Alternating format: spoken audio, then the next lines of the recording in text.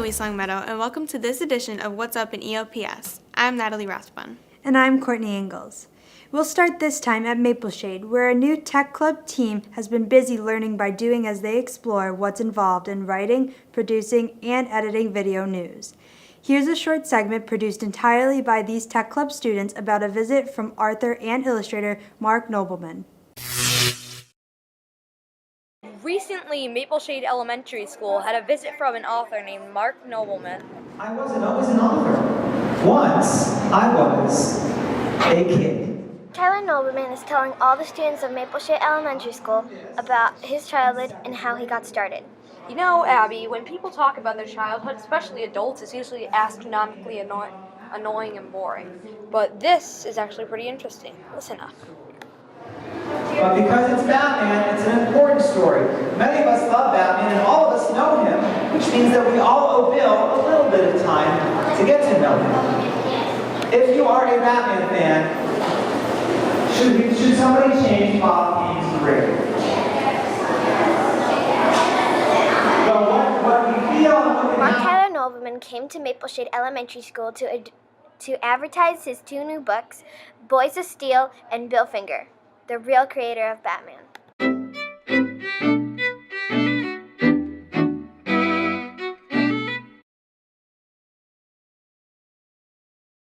Nobleman also gave his presentation to students at Birchland Park Middle School. Here are some excerpts produced by the TV studio crew and teacher Mr. Nag. Author Mark Tyler Nobleman visited schools in East Long Meadow recently, starting the day at Birchland Park. Mr. Nobleman's published works include the books Brave Like My Brother, 30 Minutes Over Oregon, and Bill the Boy Wonder, the secret co-creator of Batman. Mr. Nobleman was able to bring credit to one of the men who created the famous comic book hero, Batman. He spoke to each grade during the visit here at Birchland, telling students that if there is a cause they care about, it is possible to make a difference. Any one person can make a difference. You just have to continue to believe in yourself, as cliche as that sounds, no matter what other people say to you. The idea of helping others was presented throughout his appearance, not only because it's usually the right thing to do, but because of how it can make you feel. Mr. Nobleman was able to prove that a man named Bill Finger was one of the creators of Batman, and all of the hard work necessary to bring proof to light was worth the effort. I was overwhelmed and ecstatic and moved that finally Bill Finger got credit, and I felt a sense of accomplishment, although it wasn't just my doing. It was a group effort in the end. But it was certainly something I had been pushing for 9 years, and I felt very gratified that what everybody wanted finally happened. Mr. Nobleman's books are available in the Birchland Library, and students were also able to purchase signed copies after the presentation. This has been Colin Walczak reporting. Here's another program from the Birchland TV studio crew, Spotlight on EL, where student hosts introduce interesting people from the community through short, informal interviews. Here's Liz Laughlin with East Long Meadow Health Director Amy Petrosky.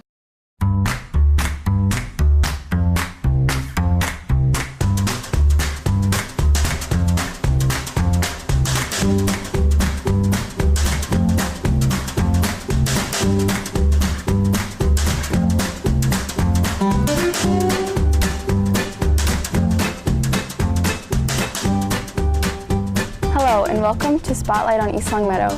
I'm Liz Laughlin. This show aims to spotlight on interesting people from around our local community. We will sit down with various guests and learn all about the real developments that are going on around here, and also about the people who are making a difference around here.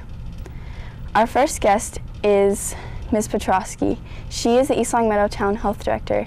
Today we will put her in the spotlight. Thank you for joining us today. Thank you for having me. So can you describe what you do as a health director?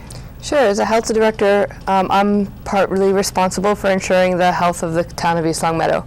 That happens in a variety of ways. What most people think of when they think of a health director is inspecting our restaurants, but we also inspect things like septic systems, houses. We do, we also do policy development for the town.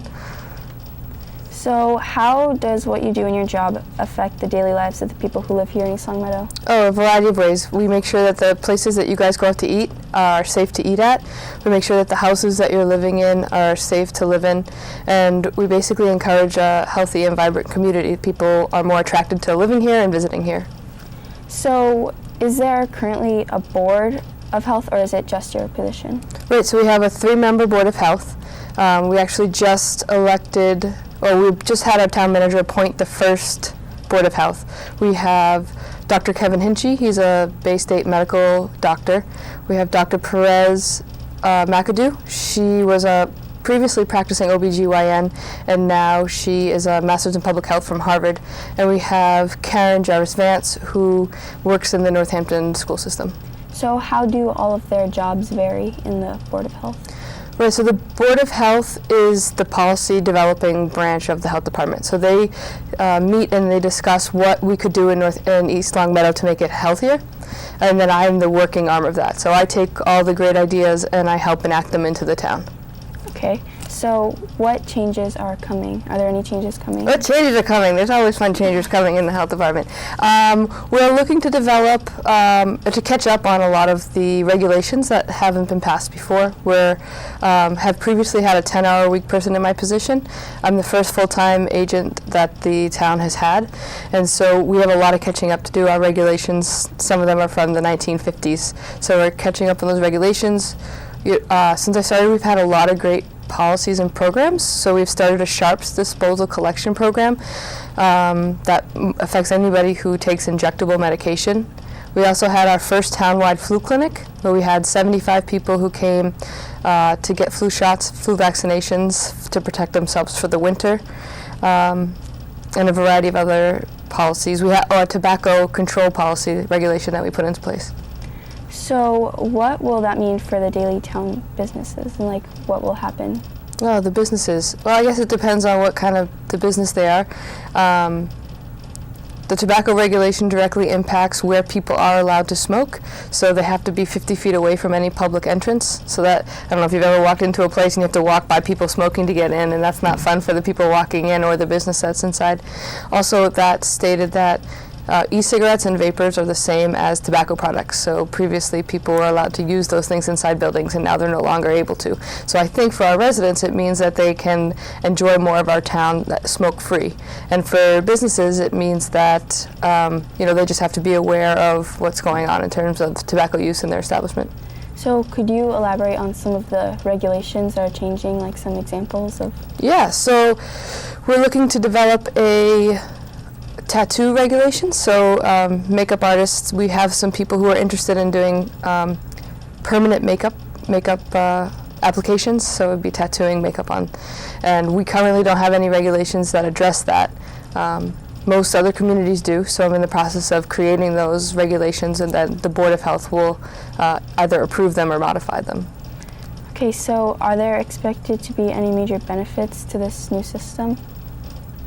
I think people can expect a more active health department than they've ever experienced before in East Long Meadow, both in terms of the amount of inspections that are getting done, the amount of outreach and education that the town is doing, and updating to all our policies. What are they? Like the updates to the policies? What are the benefits? What are the drawbacks? Yeah, so one of the policies that we just started is a fats, oils, and grease regulation, and that is for all restaurants that modify themselves or open a new one. They have to have different grease interceptors. So a grease interceptor is a box that goes at the end of a plumbing line for your sink that collects all the grease so it doesn't end up in the town sewer. We were having a lot of issues, or DPW was having a lot of issues with that fat and grease accumulating in the plumbing line, which then means backup for people. So now they have to have automatic grease traps which clean those grease lines out regularly. So that's something that will benefit people. They won't have backups in their home or restaurants. Are there any drawbacks or inconveniences for the people of East Long Meadow to these new regulations? Inconveniences? No, I would say that the point of public health is to ensure the safety and well-being of the people in the community. And I'm not sure anybody would see that as a drawback. Well, thank you for joining us, and Be sure you tune in next time when we put someone else in the spotlight.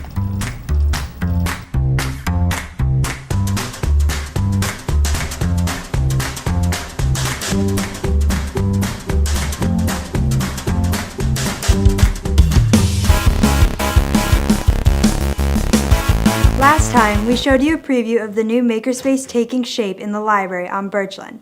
On December 14th, volunteers, teachers, and makerspace committee members met to try out the space with a project that challenged their thinking, problem-solving, design, and building skills. Led by Mapleshade Principal Michael Fredette and teacher Danielle Larkin, teams began with a seemingly simple idea: define and create a solution for a problem presented in the story of the Three Little Pigs. Here are some highlights from the event. Straightforward and to the point. Okay. You want to eat this pig? It's true, right? So the first thing that we wanted to really say that was powerful in this was that this provided a great opportunity for real collaboration. And he puffed and he huffed. And at last he blew the house down and he ate up the little pig. How about if we have a fence to try to keep him out, but then if he does get in, we have a trap. We have a trap to say, "See ya." The money problem at the beginning, disappeared because he just kept getting supplies for free. Free straw, free bricks, free sticks. Right. The tools come from nowhere. So you'll write something and that will get them thinking about something else, and then maybe they can generate another idea. You're going to put one idea on each sticky note. So when you do your original 3 to 4 ideas, put them on 3 to 4 different sticky notes. And then kind of pass them around as you go.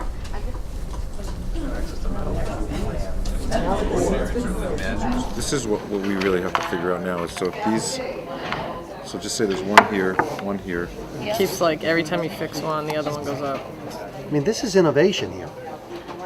We need children that can do this. Problem solvers, innovators. Stop doing worksheets. Can you give me a hand? Can you put your hand there?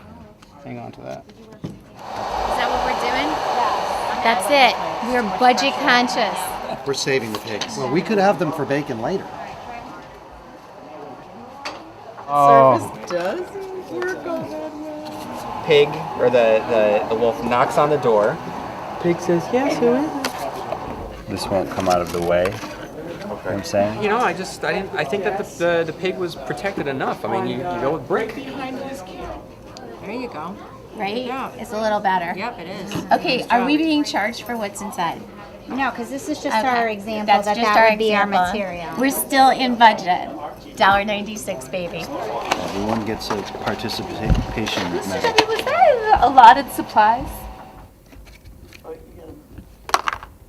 So that was our first trap, and if the wolf did not get pulverized by the first trap, he would come in through the tripwire, and then Indiana Jones style would be chased all the way into the spikes at the end. So it's pretty. We kind of went the opposite direction of the humanitarian.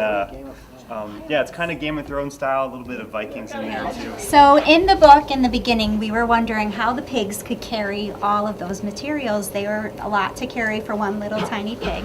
So we wanted to build something to help them carry their straw or their hay or what have you. So this was our design solution, that he could drag the materials. On us, we're going to trap the wolf. So underneath here, we built the house kind of up like on stilts here, and you can see underneath here we used yarn, which is going to be kind of like holding a dirt. And these are the red apples all around, and we're going to lower the wolf in, and you can see where the wolf's going to go falling into one of our traps, and we have a variety of traps around the house. So we wanted to protect our community, and so we also built sort of like a false floor trap here. So as the wolf would approach, he would fall into the false floor trap. They said find a problem. They didn't say a problem for the pig. So for the wolf, not getting the third pig was a problem for him. There were things that came about in everybody's experience here, and the number one goal we had was to get involved in Makerspace and then improve Makerspace. So when students come in here, they have access to a space that is functional. So.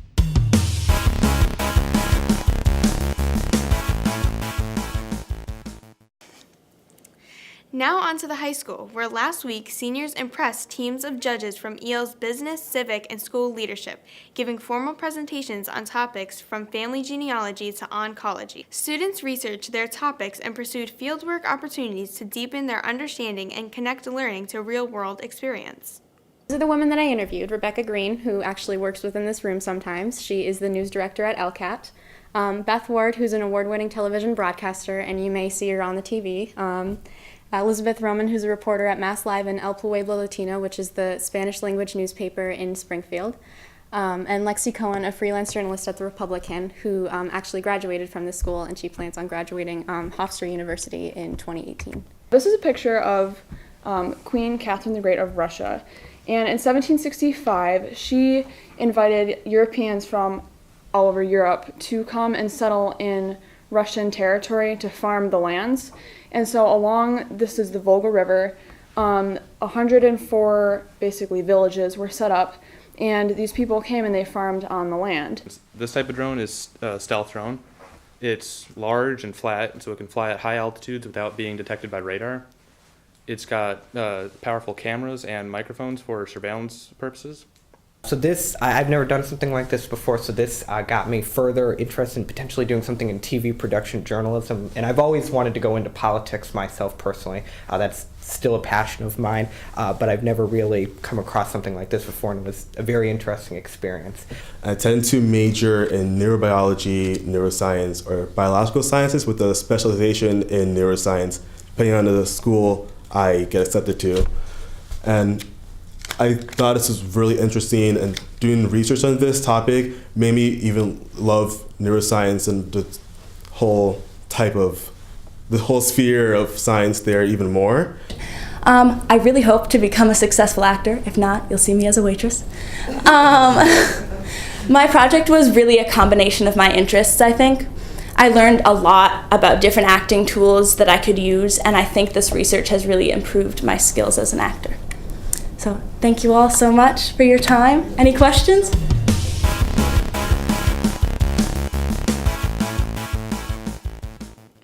With the approach of the holidays comes the annual gingerbread contest in the Culinary Arts Department at ELHS. Here's a look at some of the creative cookery courtesy of the TV production student Tori Rivera.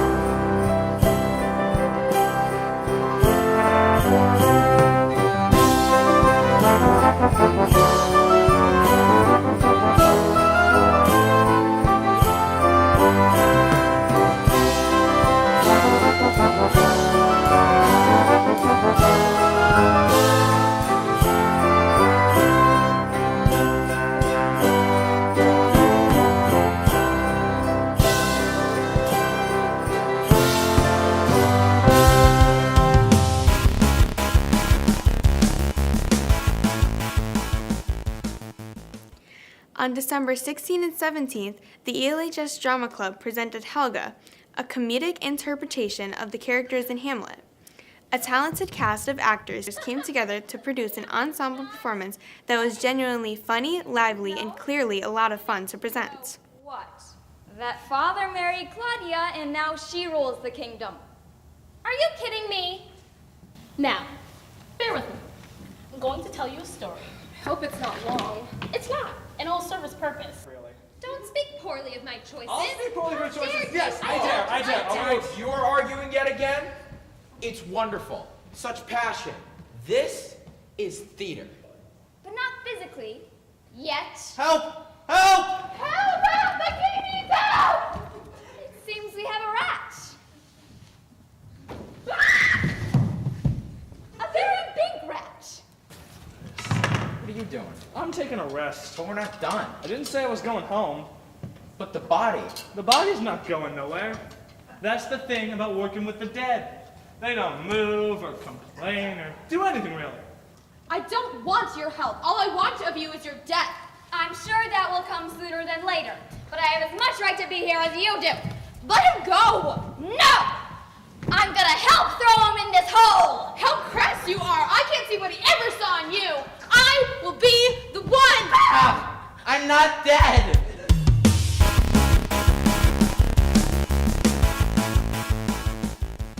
And finally, the winter holiday concerts took place earlier this month with the string orchestras, jazz and concert bands, and choral groups from the high school and Birchland performing holiday favorites.